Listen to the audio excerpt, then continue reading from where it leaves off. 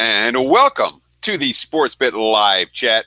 I'm Ted Savransky, Teddy Covers. I have no Paul Howard with me this evening. Paul, watching the NCAA tournament games. I figured I'd take a break for just a few minutes and do a little live chat like we do every Thursday night for the Sportsbit show. Of course, if you're not watching Sportsbit, let me tell you a little bit about it.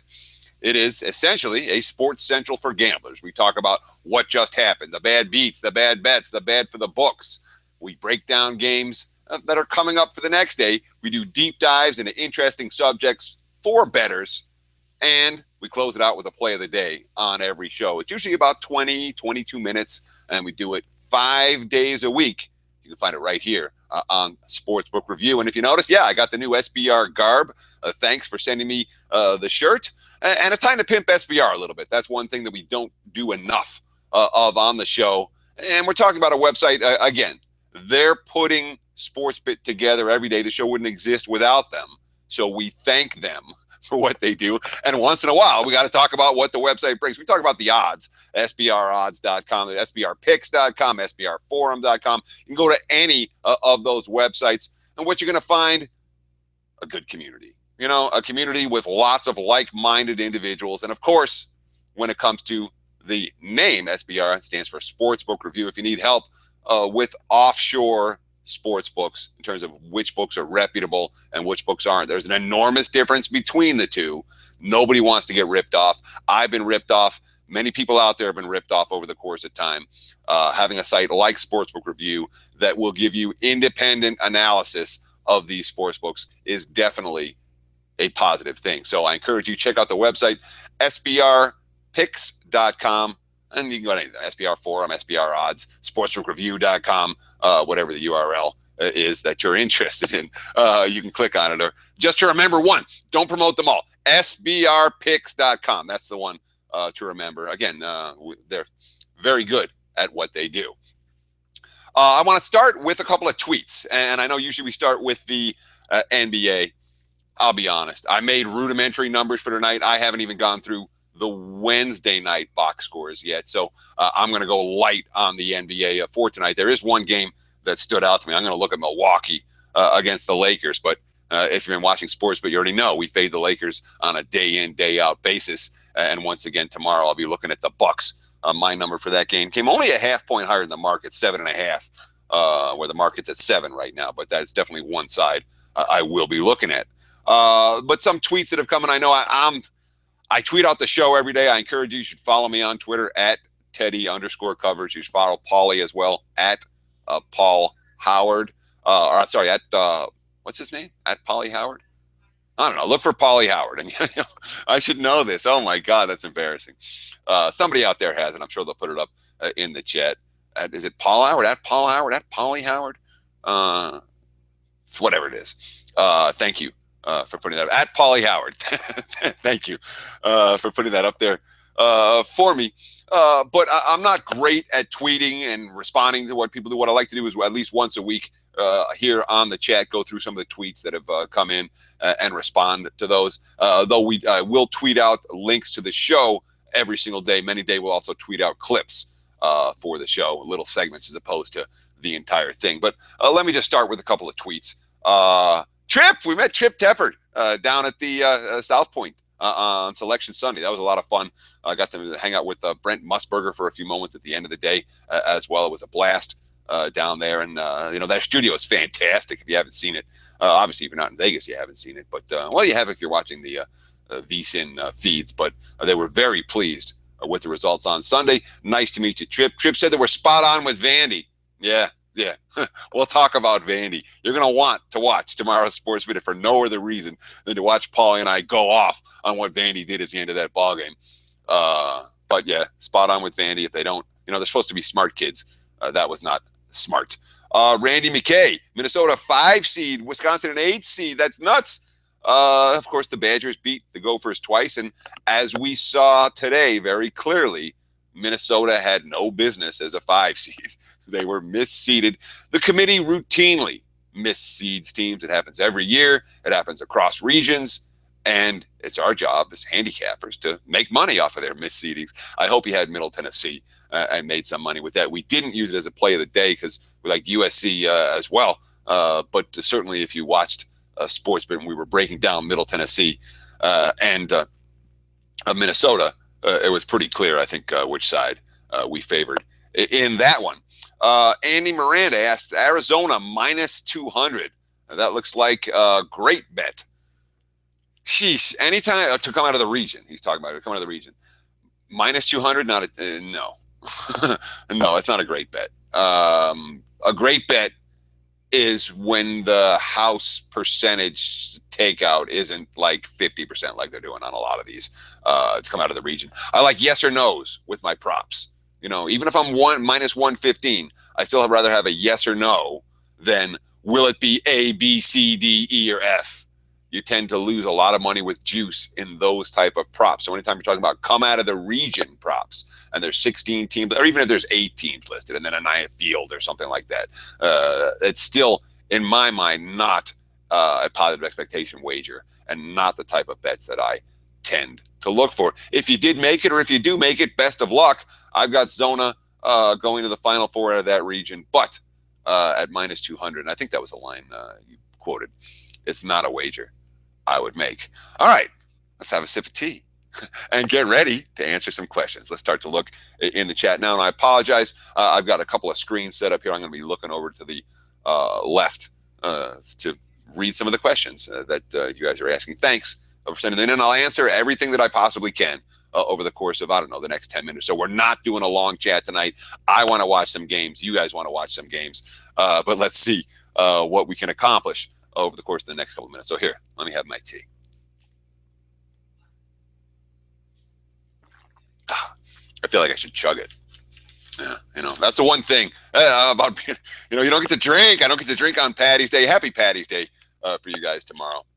It's the kind of day where it's, people just having a blast in the sports books in Las Vegas. One of the funnest days ever. If you've never been to Vegas for March Madness, I would definitely encourage you.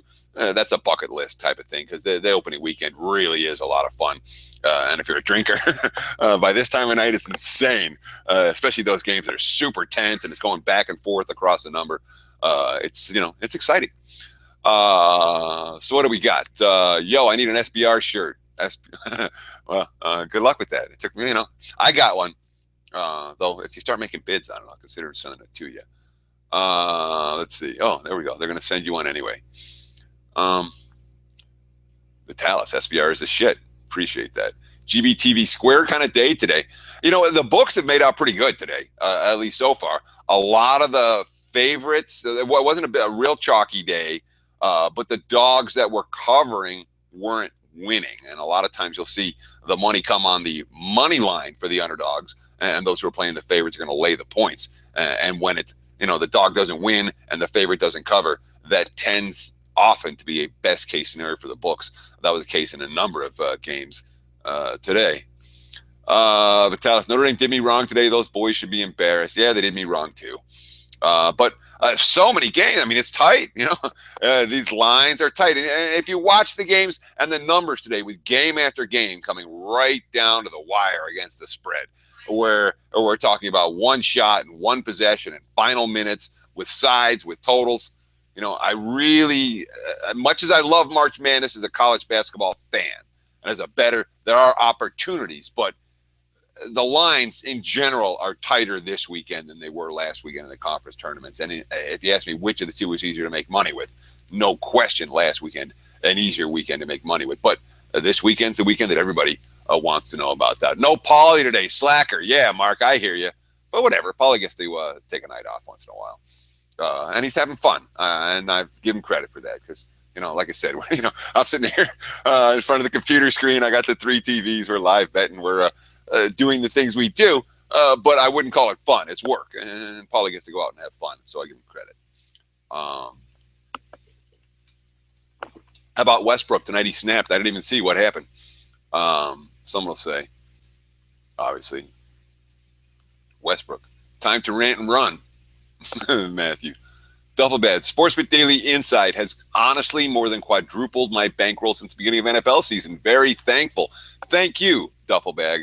I appreciate that. And I know all the guys at SBR appreciate that. And This is what people say. Well, if you were so great at betting, why don't you just bet and get rich? It doesn't work that way. And for me, I like to share. I mean, I've been out here for 20 years. I like to share what I've learned. Sometimes it works, sometimes it doesn't. But the goal is to make you a better. And for me, it's something that I find it fulfilling and rewarding.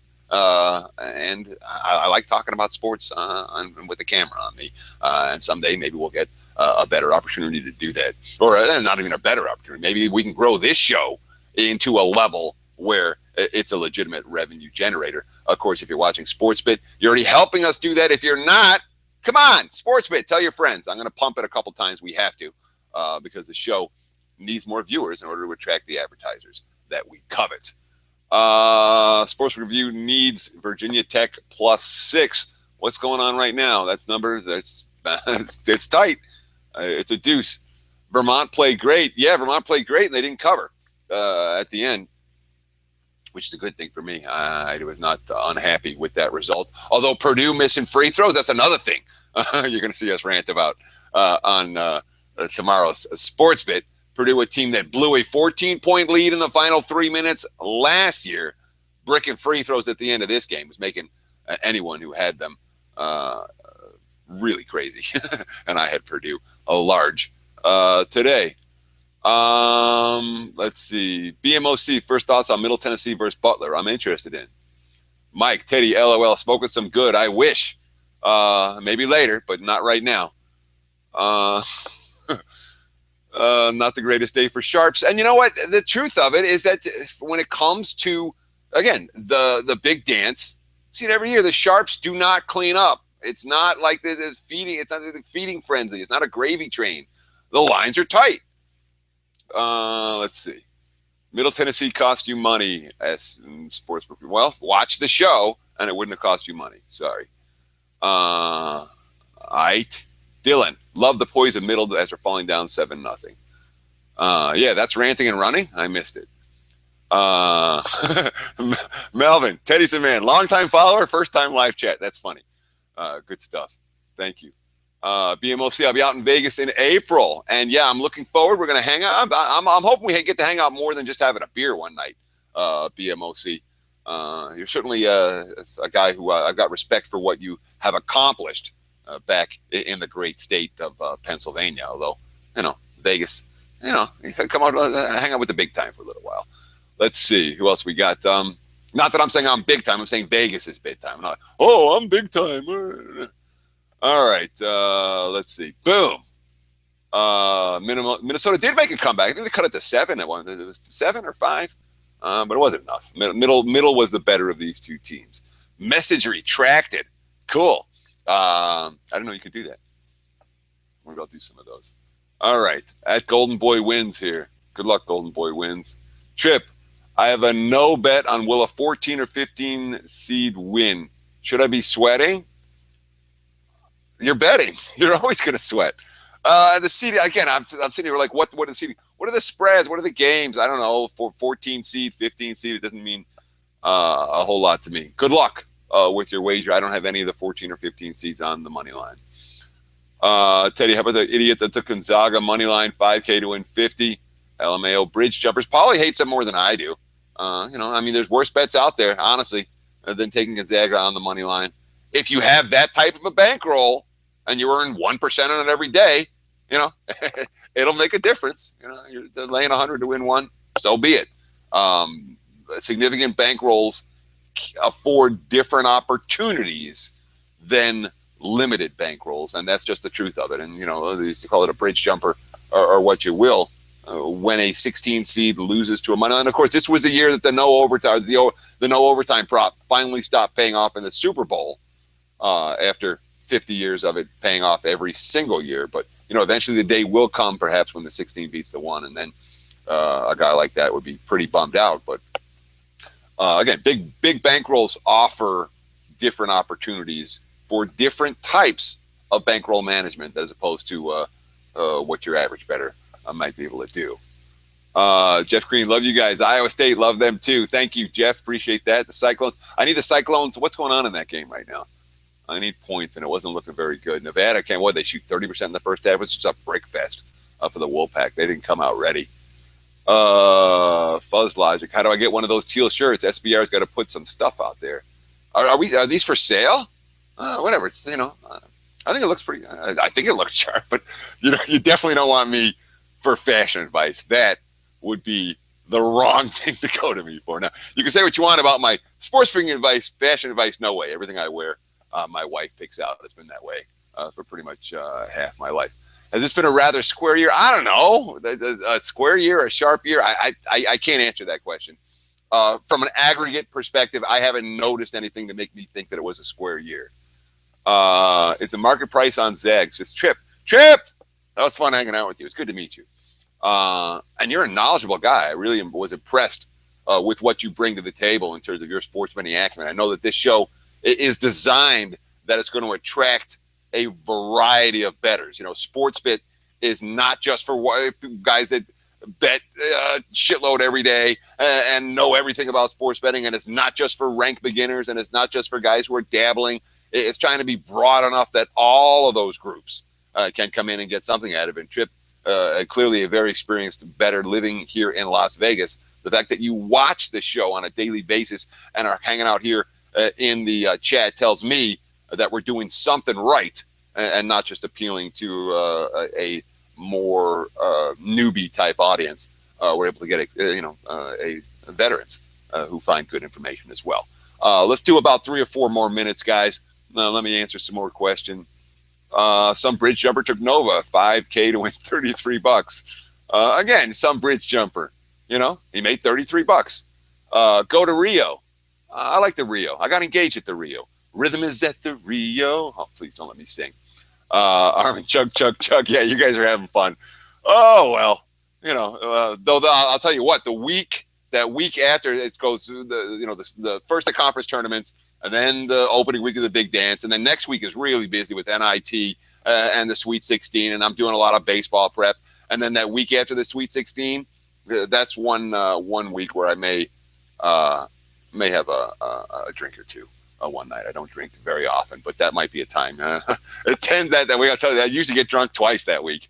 Once the first day after the tournament when I'm just shattered, and then one other day, and that may well happen this year as well. It's been a long couple of weeks. If you can't tell, I'm pretty tired. The bags under the eyes are pretty big, and I'm probably rambling on. This all feels like one long ramble on sentence.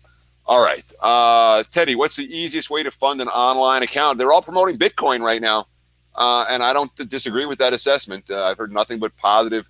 There's going to be volatility with the coin itself, but in terms of ease of moving in and out, Bitcoin is clearly the way. And that's a great question for sbrforum.com.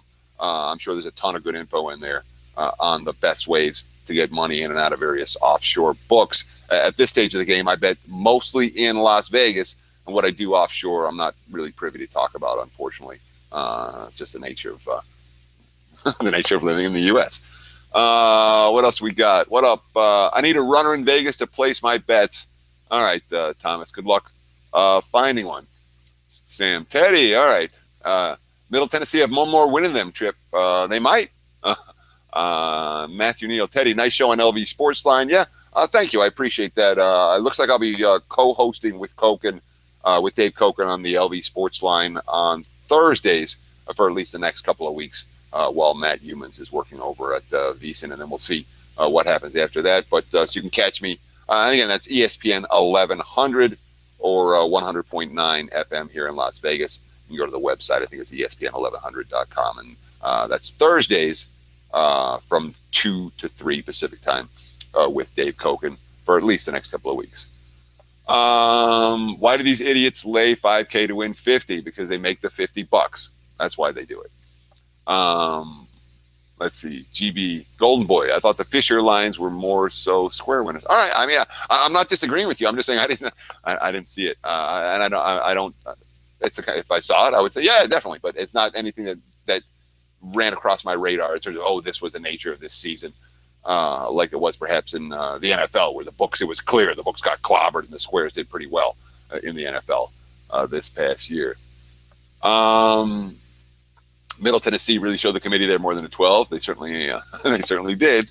But again, the seeding, they make mistakes all the time in the seeding. The committee, they're humans, and they're not necessarily using the best data available. The RPI is pretty obsolete.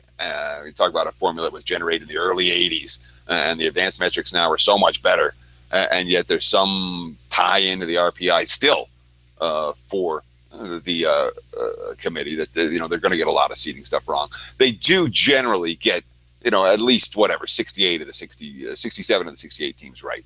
Let's do a couple of more questions right now. Sam Whale. I apologize if I'm pronouncing your last name wrong. Lakers +7 tomorrow. Hammer Bucks. Yeah, no argument there. Everyone wants let's Pauly live. Pauly be around. He's just having fun. Well, we'll do the show. Who did I bet tonight? I bet the Iowa State Nevada game over, and I don't like my chances very much unless the Wolfpack start to hit a bunch of shots. Virginia Tech making it a game. Yeah, I got all the TVs off. Teddy, I appreciate your showing speaking abilities. Young professional capper myself, I've learned a good chunk. Hey, more power to you. Thank you. I wish you the best. Need Tech +6 got killed on Minnesota twice. Would you bet him on the money line and plus the points? Plus the points? What was that? I mean, you could have gotten more than 1.5. And a lot of times with the +1.5, I'll take the +1.5. Those games, especially in the tournament, as opposed to taking them like +105 or +110 on the money line, or even at +1.5. What are you getting? You're looking at even or +105. I'd rather take that point. So many games are going to come down to one shot, even though that one with the Gophers. Sorry, wrong side loser. Am I a believer in Butler? In a sense, I'm so on the fence with Butler. Part of me thinks that Butler's poised to make a deep run, Elite Eight, Final Four, that have that capability. And another part of me says, I'm not in love with the conference. I don't see 2 Final Four teams coming out of there. I'm on the fence with Butler. Middle might beat them. Okay. I'm out of juice, guys. I'm sorry. I'm gassed. I feel like I should answer one more, but I have to scroll down and look at a whole another batch. I know there's a ton of questions out there. Thank you for all the questions. I apologize for not answering all of them. What am I going to do? I'm one man. I'm out of gas. And oh, by the way, I got to sweat out these games, then put together a show so that you can have something cool to watch tomorrow. So again, the prevailing themes: watch Sportsbit. Tell your friends about Sportsbit. Tell your family about Sportsbit. Tweet it, Facebook it, Instagram it. And, of course, check out the website, sbrpicks.com. Thanks for watching. We'll live chat with you again next Thursday. I'm hoping Pauly will be here with me. And, of course, we'll do the show every weekday between now and then. Cheers. Have a good night. Best of luck out there in viewerland.